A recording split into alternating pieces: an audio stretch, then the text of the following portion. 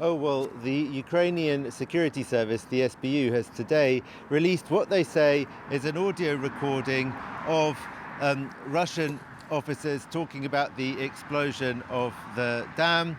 And what they say is on this recording, oh no, it wasn't the Ukrainians, it was our sabotage group that did it. They wanted to scare people with that dam and it didn't go according to plan. There I've quoted it pretty much verbatim. I think the key phrase there is, it didn't go according to plan.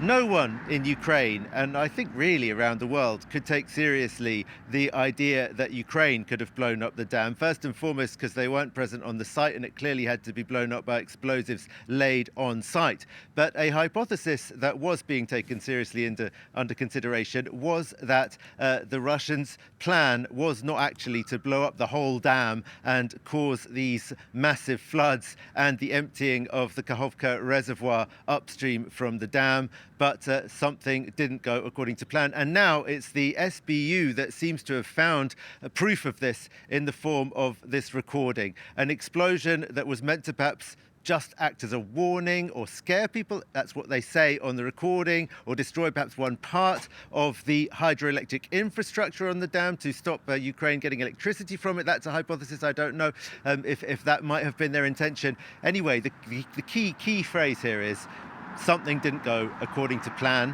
but it was still the Russians' fault. And this causing widespread damage in southern Ukraine. What's going on with the rescue efforts?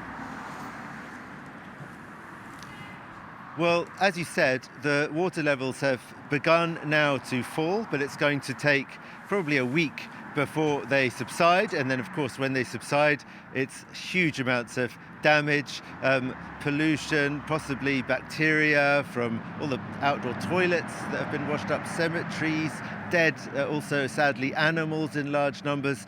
So there's going to be a huge sanitary crisis even after the waters have gone down. For them now, though, people are still being evacuated from flooded areas.